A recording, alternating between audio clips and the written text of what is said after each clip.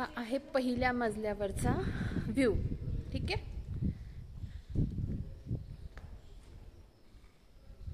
आणि पहिल्या मजल्यावरून खालचा म्हणजे खाली कसं दिसतं ते बघा. मी म्हटलं होतं पवनचक्क्या खूप दिसत आहे तुम्हाला. थांबा मी झूम करते. हां बघा, खूप पवनचक्क्या आहेत. ठीक आहे, अजून दाखवते.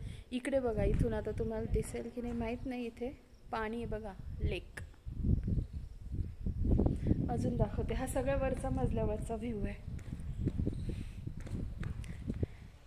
इथे आलं की सगळीकडे नीट बघून बघून चालायचं, कारण इथून बघा इथे काहीच नाही आहे.